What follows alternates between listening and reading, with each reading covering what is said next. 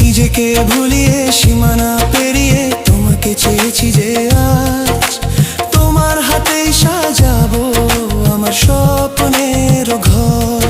আমি তোমার প্রেমে পড়ে দুনিয়া ভুলে গেছি।